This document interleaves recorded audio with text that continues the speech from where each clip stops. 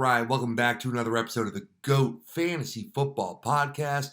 I'm your host, Jim Neander, back with you for another episode here. Thanks for joining us. All right, so we're about to finish up our NFC preview series. We've finished up our last three divisions in the NFC. We've already completed the entire AFC, so if you missed any of those episodes, go back to YouTube and make sure you find those. Get ready to rock for your draft. You're going to want to see all those episodes to find out what's going on in every division in the NFL. Now, our last division today is going to be the NFC East. So to go over the NFC East, we brought in an old friend of the show, my buddy Blake Hall from down in Florida, and he's going to give us a hand breaking everything down. So without further ado, we're going to jump right into Blake and let's get this thing rolling. All right, here he is, everybody. Welcome back to the show, Mr. Blake Hall. Blake, how's it going, man? Hey, what's going on, guys? How are you? Hey, doing good. Thanks for joining us again. So you might remember last time Blake was with us, we did the AFC East, and we're going to jump over and stay on the East Coast here, moving over to the NFC. So thanks a lot for helping us out here. And if you're ready, we're going to jump right in. Let's do it. All right, buddy. So, of course, the NFC East, let's see, 2019 division winners, going to take us to Philadelphia with the Eagles. So let's see, what's going on with Philly this year? You know, we're going to start at the top here. We've got some coaching changes. Doug Peterson's still the head coach, but they did bring in a couple of new guys to run the offensive game plan. So I mentioned the offensive game plan because they brought in two separate guys, it looks like here. They have a passing game coordinator as well as a new running game coordinator. So, you know, I don't like this trend really of all these extra coaches here to take care of one part of the offense. For me, it's a lot of people's philosophies to try to fit in. But they're going to go that way, and it's still Doug Peterson's offense, so we're going to see what changes happen here. But I don't know. You know, with Carson Wentz and all the question marks, this is just another knock for me against the offensive weapons on this team who I'm already not high on. So what's your overall outcast for Philly this year? You think they're going to be division winners again? No, I feel like Peterson's like a methodical kind of coach. You know, he's like Phil Jackson kind of guy. I don't know. There's too many ideas going on when you get that many coaches together. I completely agree. I don't know. I don't think they're going to get there. I think they're going to fall a little short. Yeah, I mean, you know, Carson Wentz is one of the bigger question marks at the quarterback position. He did wind up the number 9 quarterback last year, so it's not like he had a bad season by any means. But I think most people still feel like he's underperforming and he's not, you know, reaching the potential that most people had set for him. That being said, you're not drafting him very high, and to finish up with the number 9 quarterback at the end of the year, as far as a good value goes, you know, you're going to be okay with that as a fantasy owner. So, you know, without adding much firepower here on the offensive side, are you in or out on Carson Wentz as a later round, you know, value quarterback? Definitely in the later rounds. I would take him for sure. I think he's a great spot. I think he's a great, you know, get at that point. I wouldn't go anything high for sure, but he's going to get you points. I mean, he's got tight ends to throw to. He's got weapons. He's going to run the ball. He's going to get you some points. Yeah, he looks like right now on Fantasy Pros, he's the kind of consensus number 12 quarterback. So just sneaking into that, you know, QB1 territory. And, you know, while I do agree with the maybe the storyline that he has more upside than some of the other guys that are in that area, I just want to have trust, and a lot of that's because of the weapons and really just the lack of additions they made this year. So when we look at what they did in the offseason, you know, they really changed the running back room up a lot. They let Jordan Howard go. Darren Sproles is no longer there. And they really want to let this be Miles Sanders' offense. And for me, that's one of the bigger question marks here is that with the new guys in the offensive, you know, room as far as the coaches go, you know, Doug Peterson's never really been one to have a workhorse running back. And Miles Sanders is one of those contenders for, you know, a big leap forward. You're seeing a lot of people vault him into that top 10 running back status. Do you think that, you know, Doug Peterson is going to let a running back touch the ball enough to reach those heights? Do you see Sanders making that big jump into running back 1? Or is he just going to be very good with the touches he gets, but, you know, not enough touches for him to get there?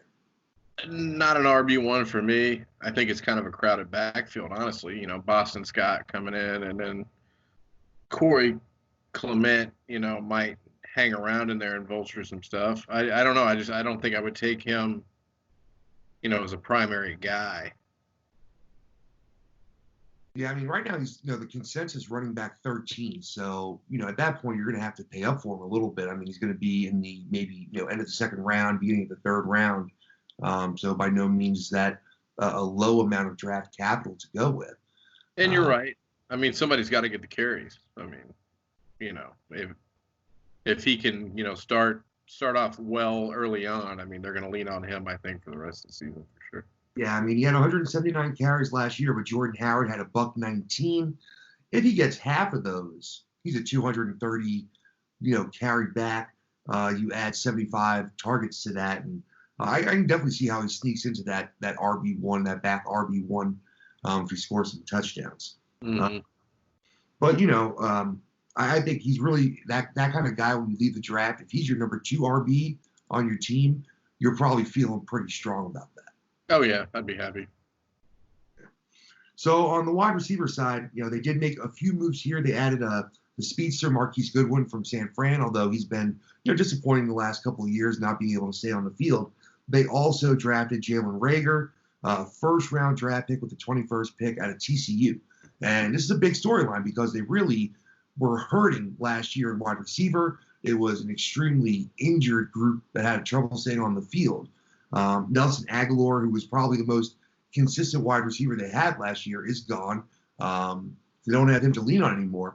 And while Alshon Jeffrey is definitely a favorite target of Wentz, he also hasn't been able to stay on the field, quite enough. Do you think Jalen Reagor has a really good chance to be a high impact rookie this year? He's got a great upside. It depends on where you get him in the draft. I mean, obviously, if you get him in the late rounds, it's going to be a great payoff, I think. But, are you willing to reach up for that kind of guy? But I think he'd be a great pick. I would probably take him. Yeah, I can't imagine you have to pay a lot for Jalen Reagor at this point. I mean, obviously throughout the offseason, a lot of these rookies kind of, they move around a lot as far as ADP goes based on preseason performance and coach speak and stuff like that. But I think it's pretty easy to say you'll get Jalen Reagor at a relative value. It all depends on how much volume you expect for him. I think in this offense, if he shows, well in the preseason, that he could be in for 75 plus targets. Sure. And that would have led the league, or not led the league, that would have led the team last year. Alshon Jeffrey only had 73, Aguilar had 69. And when I say led the team, I mean in wide receivers.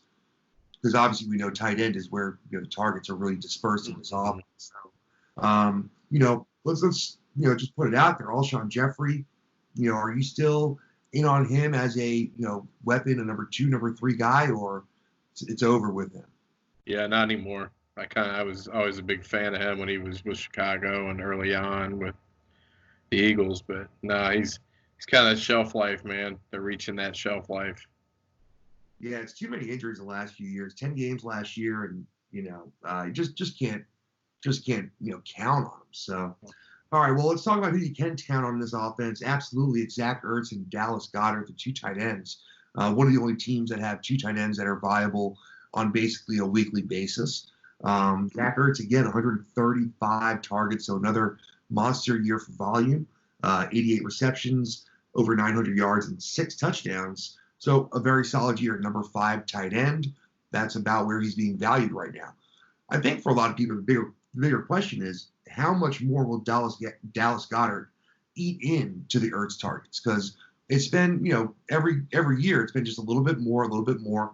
Last year he had 87 targets, 58 receptions, 600 yards, and 5 touchdowns. If this were most teams, that would put Zach Ertz as the top tight end because he would get 150 or 160 targets. But Dallas Goedert's going to continue to be used in this offense. They like running 2 tight ends. Do you think he's draftable, even though he's the number 2 tight end on his team? I have taken Zach Ertz probably 2 or 3 years in a row, but I don't feel comfortable taking either one of them. I mean, I know they're both going to end up being where they are, but it's a gamble from week to week. It's like which one's going to get the payoff because they're going to double down on one and then the other one's going to be successful. You know what I mean? So it's just, do you want to live and die by that, or would you rather have one of those tight ends that's going to get you, 70, 80 yards and a touchdown get that consistent point. Yeah, I wouldn't be surprised this year if their target numbers were closer to equal. So, that 135 for Ertz is closer to 110, and that 87 for Goddard is closer to 110. I agree. Yeah. Yeah, and I think you get Goddard later, and that's a good pick because he can still, definitely be a top 12 tight end with that kind of usage. So, I don't know. It's sneaky there, but with Ertz, still being drafted in the 4th round, I'm definitely not in on that. That's definitely too rich for my blood there. So, yep. I'm not going to do it for me. All right, let's move on to Dallas here. Cowboys have a new head coach in town, Mike McCarthy. And for me, any questions about this offense, for me, start with Mike McCarthy because I actually believe they're, set up to have a monstrous offensive season from the fantasy side of things. And that really is the only question mark because he's the newest variable in the room. And, his last couple of years with Green Bay, the talk was that he wasn't getting along with Rodgers and the play calling was stale, and kind of old. And I don't know if that's really going to work here, although I don't know how you mess up a team with this many weapons is beyond me, right? I mean, just give him the ball, let him go, right? So a lot of people talking about Dak Prescott and his contract situation, but not enough people talking about the productivity that he had last year. I mean, the number 2 quarterback threw for almost 5,000 yards, 30 touchdowns, and a very safe 11 interceptions. An absolutely fantastic quarterback year by any measurement. So, why are people down on Dak Prescott? Is it only the contract, or do they just, not feel like he's elite as he played last year? Because I'm all in on Dak. I am too, and I've been a Dallas hater forever. But this has got to be one of the best offensive teams they've had in a long time. I mean, everywhere you look, they're stacked. I mean, Dak Prescott's, he's a monster. He puts up great numbers. Zeke, enough said. They've got receivers that can step up and play. It's going to be a good one. This is going to be a fun season to watch, especially with Dallas. I'm all in with Dak. I would take him for sure. He'd be my QB1. Consensus number 3, so he's definitely getting the respect as far as where people are ranking him. And I guess the bigger question becomes, where do you have to draft the number 3 quarterback in order to get him, and is it worth it at that point?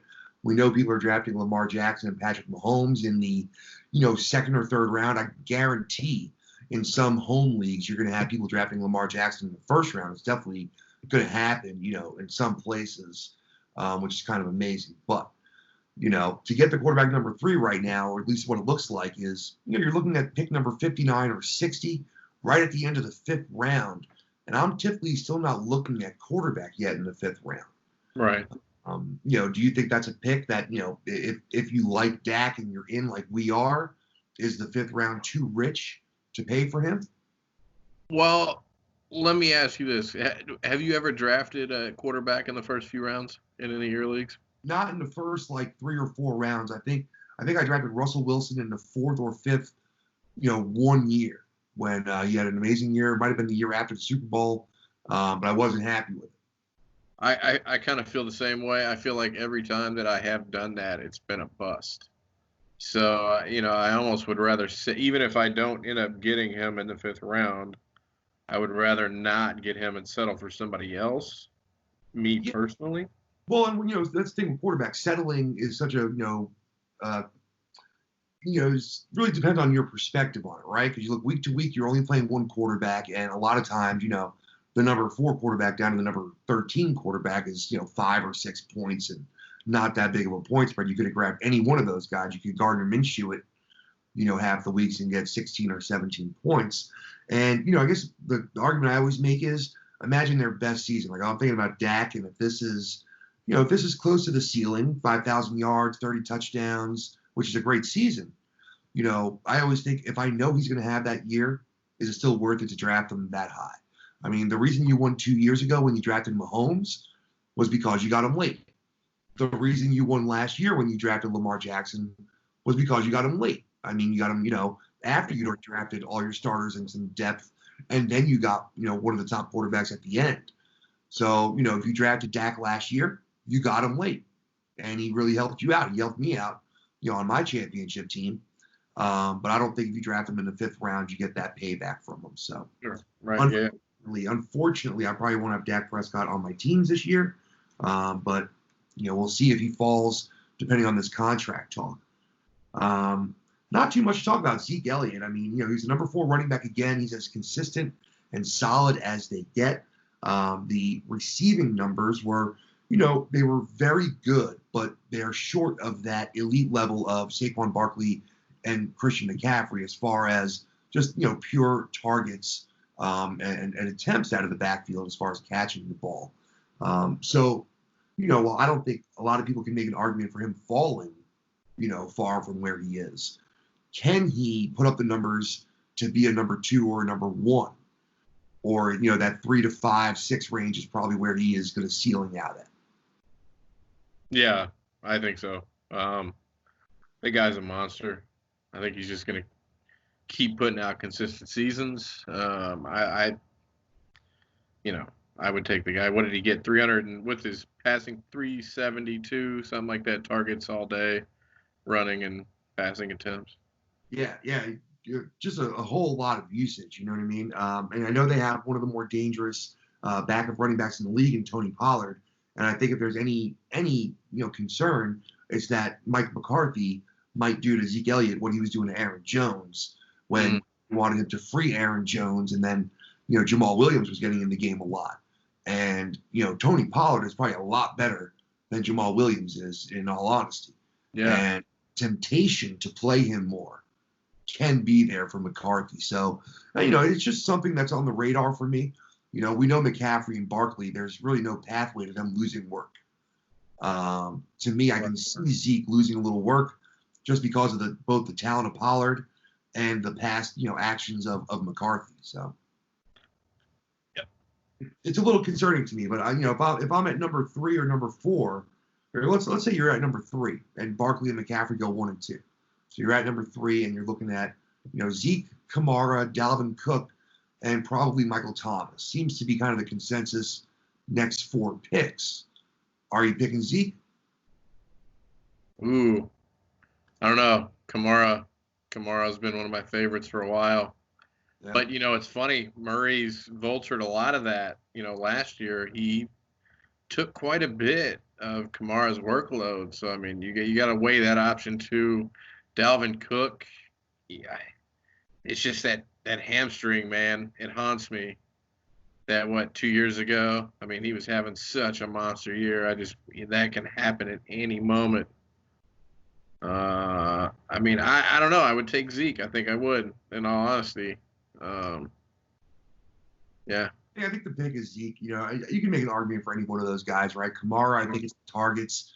If he's healthy all year, he'll probably be over 100 targets. But he probably won't have anywhere near the rushing volume, that Zeke's going to get. So you can make arguments for all those guys, but I think he might pick up some targets out of the backfield with the tight end. With Jarwin there, kind of. I know he's going to be he'll be kind of a functional guy, but he's not going to be anything huge.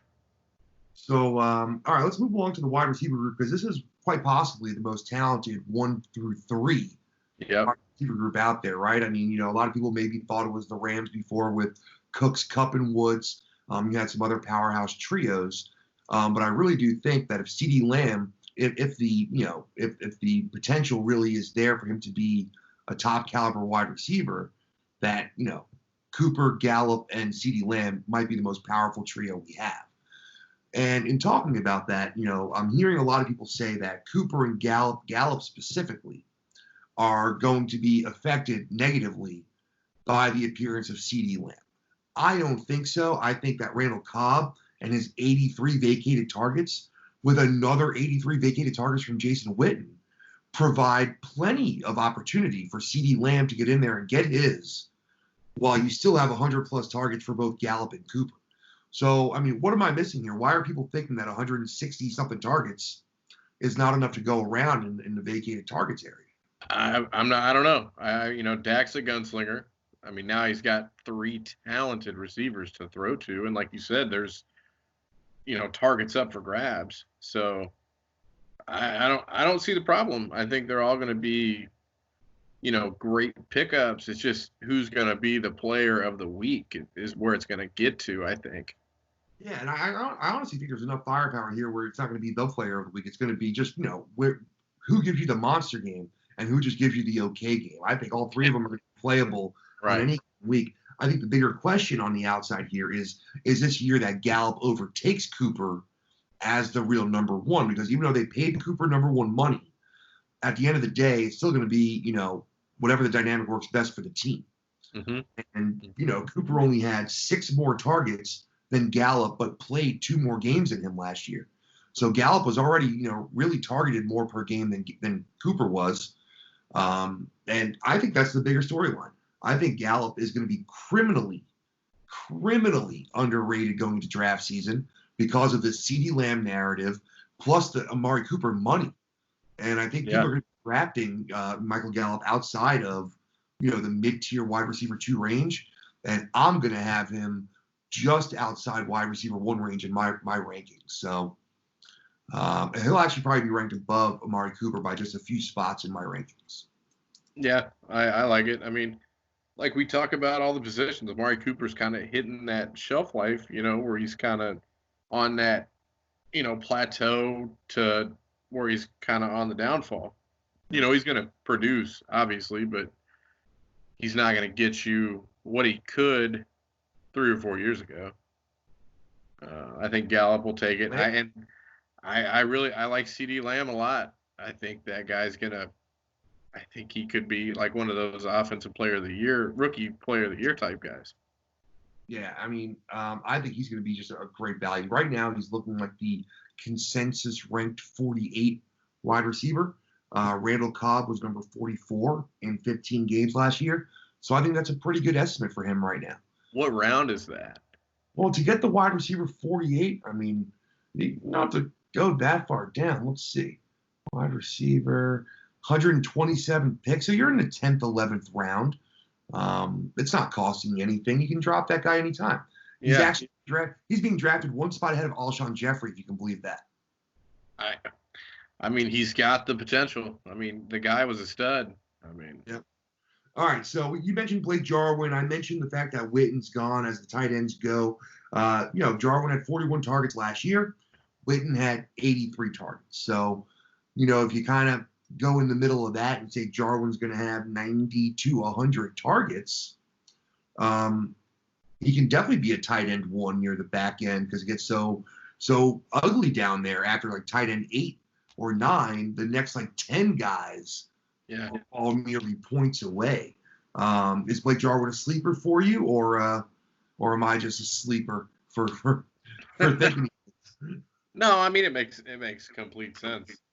I think that like you said, Pollard and I think Zeke will probably get a little more action out of the backfield. But I mean, Jarwin's going to be a nice, solid, consistent, probably 6, 7, 8 points a week. I would guarantee.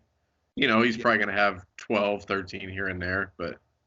Yeah, that's a great way to look at it because you're not going to get those Kelsey or Mark Andrews games with 9 receptions, $120, and 2 touchdowns. It's probably not going to be in the cards for Jarwin. But yeah, if you're happy every week with 5 for 50 and some weeks you get a touchdown, then great.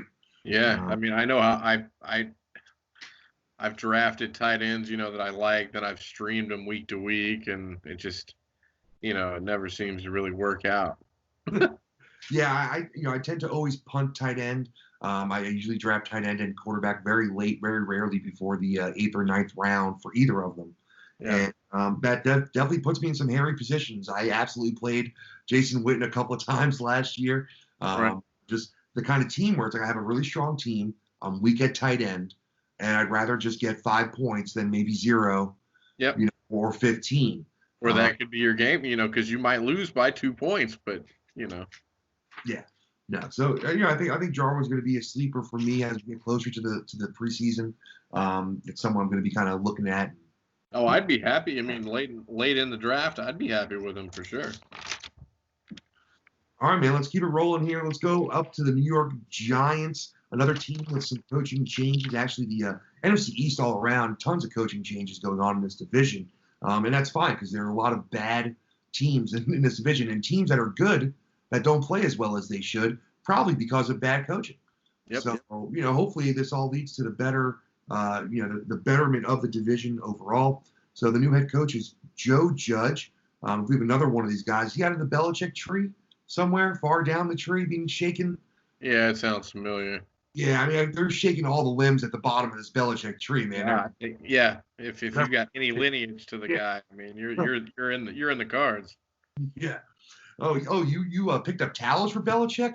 You're going to be a head coach, man. That's it. You must have, through osmosis, become You a picked great out a head. hoodie? Okay, there you go. Yeah. So they grabbed Joe Judge. They also bring in Jason Garrett from Dallas. So in one of the ultimate spite moves ever, in coordinator coaching history. I mean, if you're a Giants fan, like if you're really a Giants fan, are you like, oh, good, we got Jason Garrett because, screw those guys? Or are you like, that's the dumbest shit ever? I mean, I hated this guy forever. I mean, how much information can you really give us on the Cowboys when they just changed coaches also? It's funny. Like I said, I'm a Dallas hater forever, but I like the move. I like the pickup. To be honest, I think I think Jason Garrett's a great coordinator. I don't think he'll ever be a great coach. It seems just watching him, he just doesn't seem like that type of guy. But he could be a great coordinator. You never know. I think it's a stick. I think it's hilarious that he ended up with the Giants. That's freaking great. I mean, come on. Yeah, I mean, it's pretty funny. I mean, I just got done watching his last season of Curb Your Enthusiasm. I don't know if you're into it, but Larry opens up the Spite store, the coffee shop. And it's freaking fantastic. It's like the storyline for the whole season. It's fantastic. But all right, so let's talk about the skill player guys here. That's what we need in fantasy. Daniel Jones, Danny Dimes, showed a little bit last year. It wasn't overall a great season. He had some, rocky moments, as you're going to have, as any rookie does. But it looked pretty good, pretty confident throwing the ball for a good section of the season. He's not scared to, chuck the ball out there a little bit. And, he was also dealing with some injuries to his weapon players.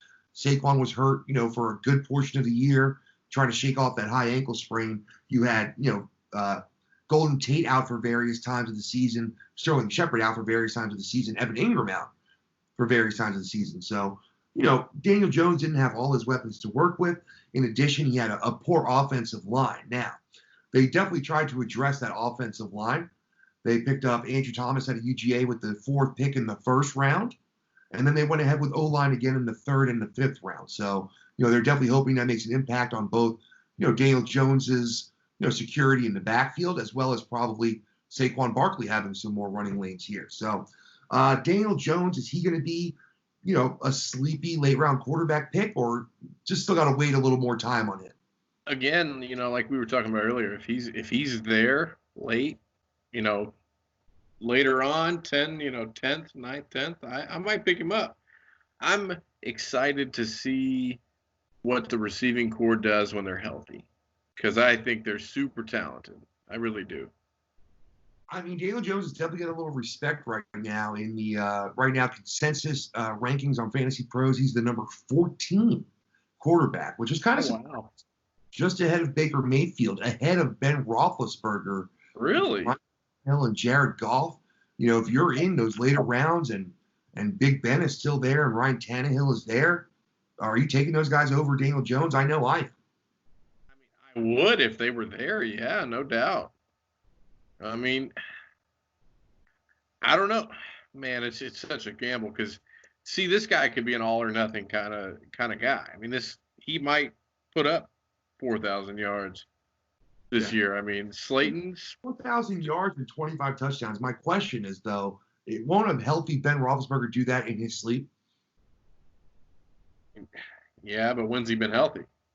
Like the other 18 years of his career. I know he was hurt last year, but you guys put up like 5,000-yard seasons. Like, I don't even know how long in a row, basically. Yeah, I know. I don't know. It's just weird to me. I think a lot of it's recency bias, right? Pittsburgh had a terrible year. I think a lot of people just don't like Ben Roethlisberger in general. I agree. I also understand, but just for fantasy football, it doesn't matter to me. From a fantasy standpoint, he had how many fumbles? Like 18 fumbles or something ridiculous last year. Daniel Jones, Danny Dimes, yeah. Yeah. That's Can't have that. Yeah, the 12 interceptions is actually optimistic. I mean, you like to see a quarterback with that many attempts in his rookie season. 12 is not a really big number by any means. Sure. It really is the fumbles. And again, who knows with the new offensive line pieces, some coaching up, that can kind of go. We've seen running backs with fumbling problems and they can fix it. Too many what ifs, I think. Well, let's move to some of the skilled player guys here behind him. Saquon Barkley, as I mentioned, it says he played in 13 games, but the reality was he was dealing with that high ankle sprain. That's one of those really nagging injuries that's hard to fully get rid of if you don't give it enough time. And I really think that affected him for the first half of the season, not just a few games. In the end, he was still the number 10 running back on the year, so you weren't overly killed by him if you did draft him number 1, which a lot of people did. You weren't like massacred by him. You got a decent finish. You had some good games. It is what it is. He's back up to being drafted in the top 3. So you're on board with that, top 3 running back? Yep, I've got him over Zeke, probably. I just think he's a better runner, in all honesty. I mean, and I think he's going to get the targets. He's going to get the handoffs. All right, so that was my next question, right? Because you bring up the targets. They did bring in Dion Lewis, and that has been his role, on basically every, wherever he's been, that's his thing, right? He's been kind of the pass-catching specialist. I thought it was an odd move because Barkley's such a smooth and accomplished pass catcher out of the backfield. But, I can see there being some concern. You don't have any concern? Do you think they just picked him up as just a piece? Or do you think they plan to use him in that third down role? I think that's their thought. But, I mean, it's hard to interrupt the flow. I mean, if Barkley's doing a great job, why interrupt it? Why mess with it? Dion Lewis is a great backup, sure. I don't know. I don't see him taking very many.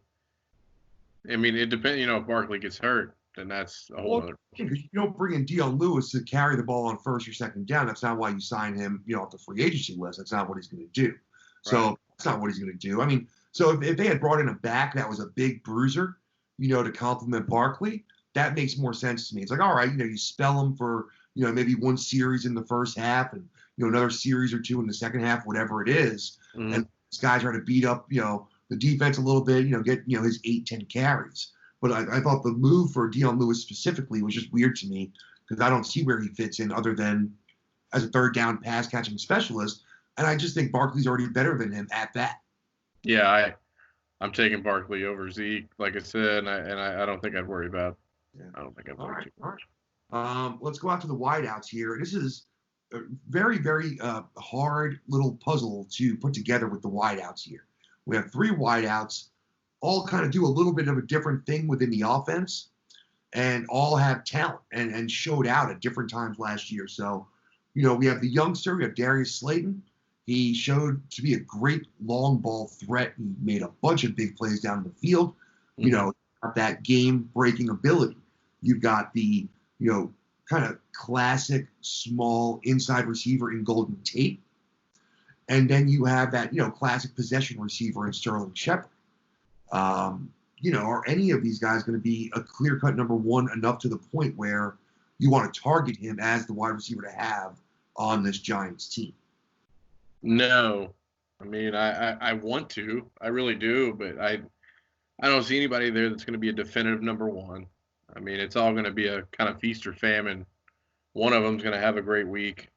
I don't know. It's just too much. It's not enough consistency for me to take anybody there.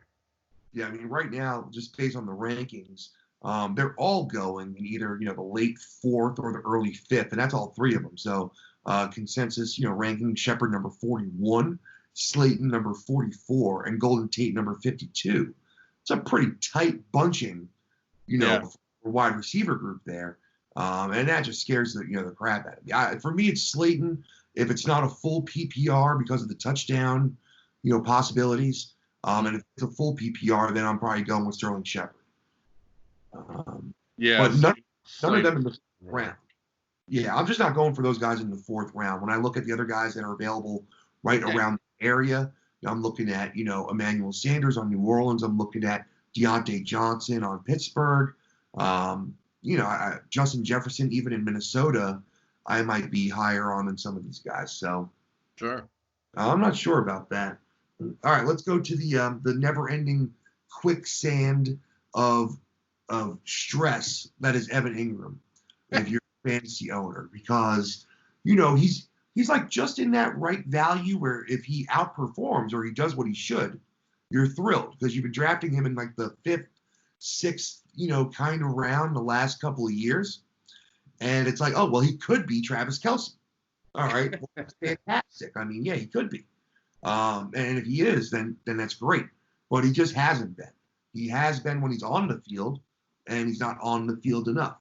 His ADP is really not falling much because of the potential, and they aren't making really moves to replace him by any means.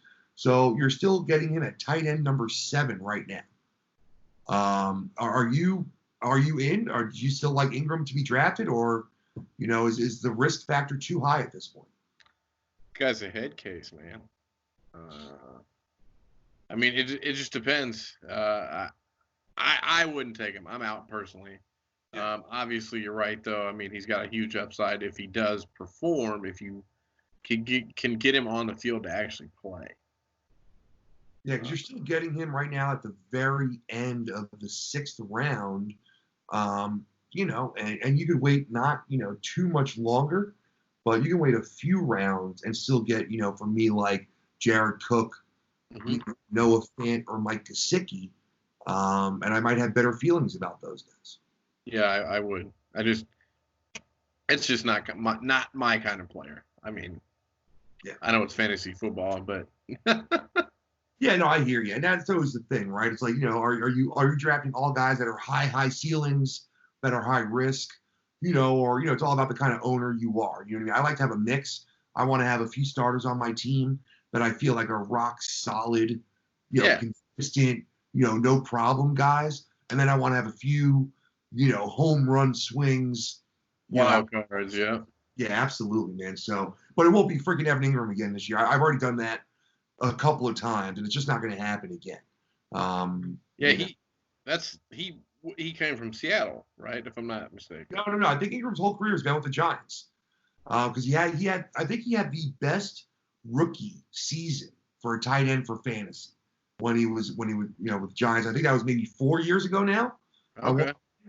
And then he just hasn't been fully healthy since then. And that's really been the issue. But the talent's always been there. Just like the Who says, we won't get fooled again. I'm not doing it. So, Right.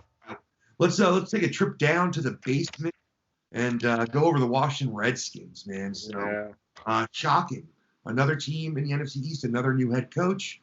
Ron Rivera. I love this move, however. Unlike some of the other moves here, I think for a franchise that's been bad, that's been run poorly, that's been made fun of in the media and by football fans, not just for their bad record, but for their just like National Lampoon style buffoonery on a regular basis, over the years. So I love the pick of Ron Rivera, a true professional, guy with a really level head, a smart coach. I just like him overall for the franchise and for the team. They're not going to be good this year. Don't get me wrong. Right. But at least they have a pathway to get better with Ron Rivera now. So, I like that move. Case Keenum's gone. Colt McCoy's gone. This is pretty much Dwayne Haskins' team right now. Yep. They brought in Kyle Allen from Carolina, but I think, that's a Ron Rivera move. Obviously, he's his guy from Carolina. He was part of drafting Kyle Allen. He worked with him last year. And it makes sense to want to have that go-to if Haskins is just can't take that next step. He's got someone competent, but I don't think he was brought in to compete with Haskins per se. Let's see. They also let go Chris Thompson, their running back, who was their target monster for the last number of years out of the backfield. He's gone. Paul Richardson on the wide receiver side, and both of their aging tight ends, Jordan Reed, Vernon Davis, have both gone to pasture per se. So all these guys are gone. Now to replenish, they did make some interesting moves here. We both love their draft moves, I know that, but in free agency, They grab Peyton Barber and Jared McKissick, kind of round out the running back room. I don't think either of these guys are, starter material unless we're looking at injuries, but, just some bodies in there. Cody Latimer, wide receiver from Washington, already got himself in trouble, I think, so probably not going to be a big piece of that team. Let's go to the draft here. Very interesting. Third round, Antonio Gibson out of Memphis. I think he was drafted as a wide receiver, but he's really being projected as more of a running back / hybrid player that can run out and run out of the slot or the wide receiver role, but is really being considered a running back right now. Do you know anything about Antonio Gibson? Yeah, so it was weird. The research I got, he was all receiver, but he's got the size of a running back, it seems like. If they can get him into that mode, he could be great. But, it's, again, you're playing for the Redskins. Like you said, we're in the basement. And I think that, I think with Antonio Gibson, I don't know if Ron Rivera is this kind of coach, but you're seeing more teams that have two talented backs trying to get them on the field at the same time, right? Nick Chubb, Kareem Hunt, Mark Ingram and Justice Scott and some of these guys. So, and I like that kind of mode of playing, but it just, you got Rivera in as his first year coach, which I agree. I think he's a great coach. He's a grinded out kind of guy. He'd be a great guy to play for. But then you got Dwayne Haskins. So, is he going to be able to do all that also? Well, let's talk about Haskins because, he basically played a little over half the season last year, 8 or 9 games, under 1,400 yards. So it's pretty brutal. They were, the worst team in passing yards per game. They were the worst team in points per game.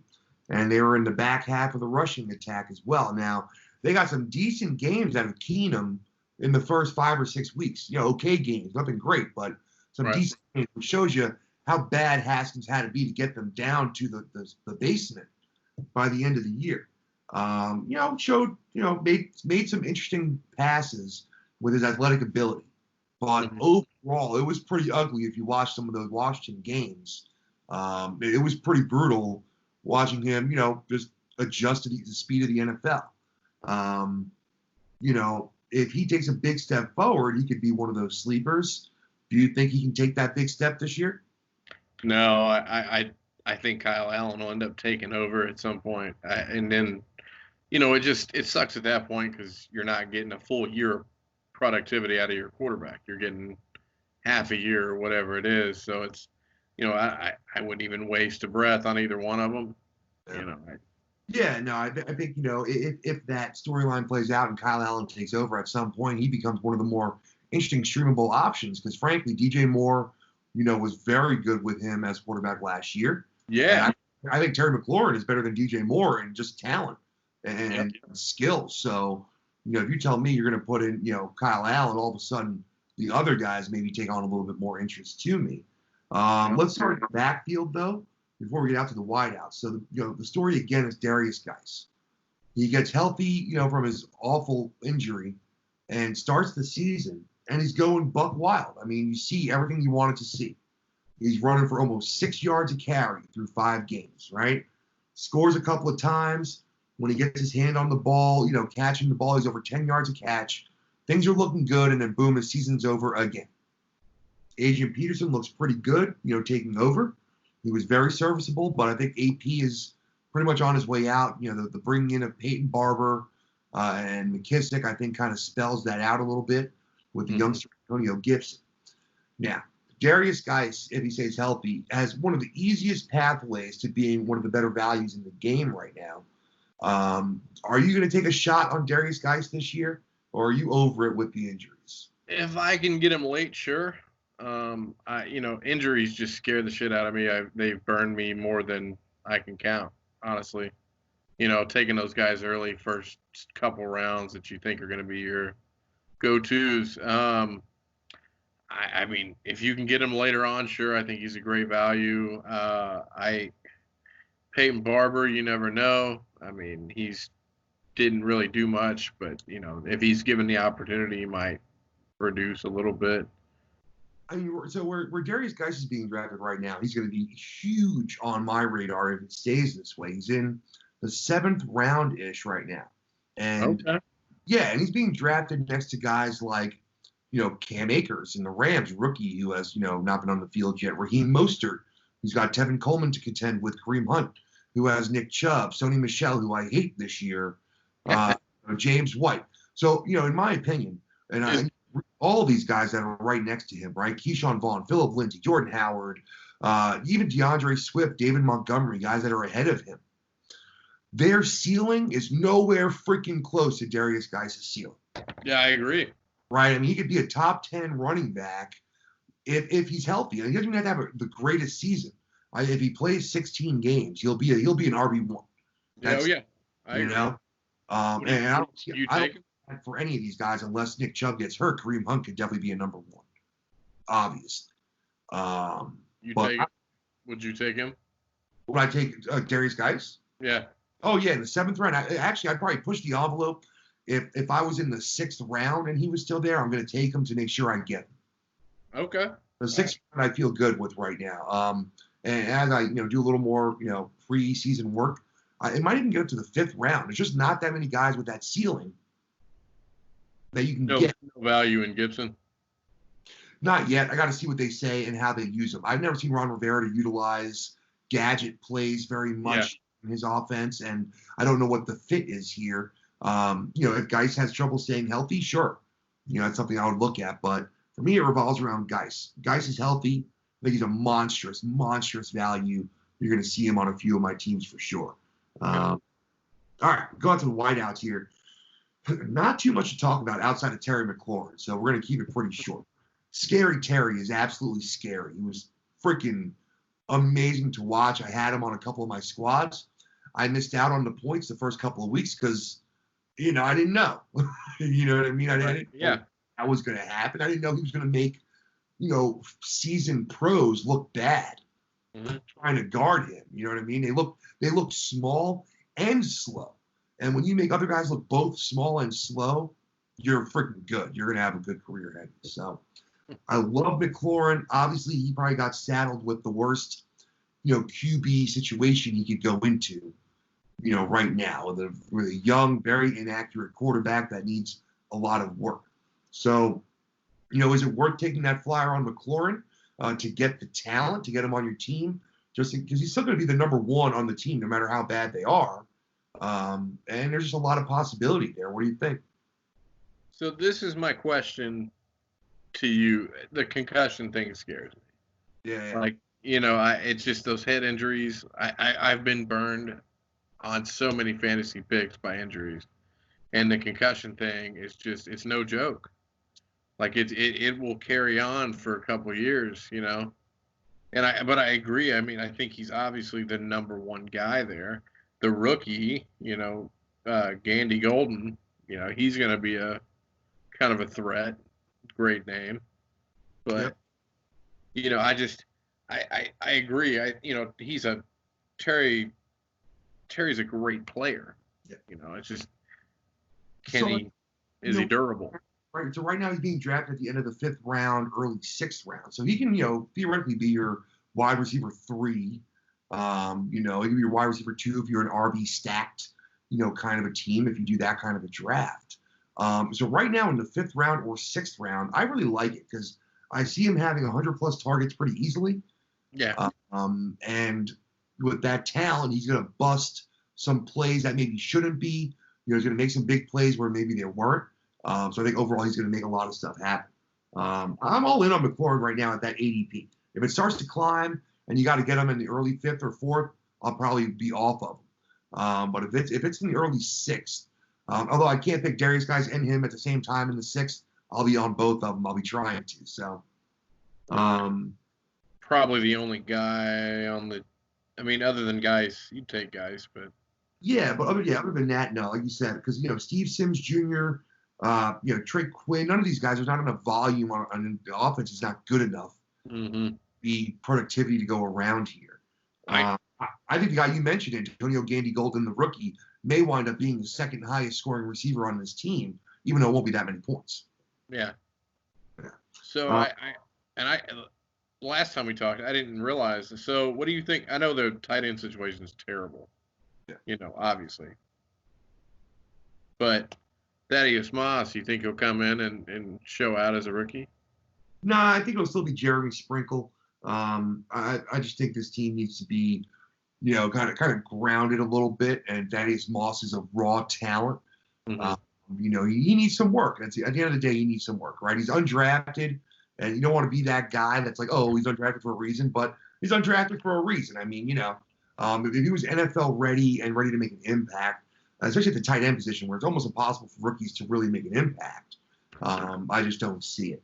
But it's okay because I don't want to draft Sprinkle either. That's not going to happen. He might wind up, someone that ascends into streamable category, but that's like the loftiest prospects for Jeremy Sprinkle this year is to ascend into possible streamability. Yeah. So that's not really saying a lot for him and what I'm looking at, So, yeah, it's going to be a tough go for Washington, but I think they're headed in the right direction. They added some interesting weapons. They added a good head coach. They are, I think, moving in the right direction. But this is a year to decide on Haskins, right? I mean, if you can't make at least a noticeable step forward, then you probably cut ties. Yeah, and I got to think if they tank this year, which I think they probably will, they'll end up with a good draft pick. And I know next year there's going to be some nice choices coming out. Yeah, you got coming out of college. Justin Fields out of Clemson and I think Ohio State. There's got some big quarterbacks next year also. 2 or 3 going to be pretty highly touted prospects. So yeah, if they're near the bottom, and that's the other thing. So many teams have their quarterback right now. Right. There aren't that many teams that are looking for that long-term solution.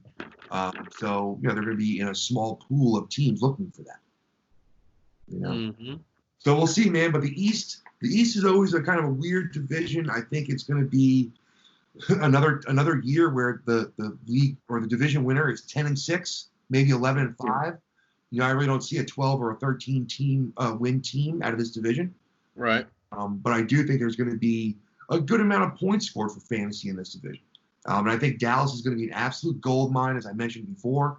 And if I want to leave one thing on the table there for the East, it's that I just think you got to draft freaking Cowboys.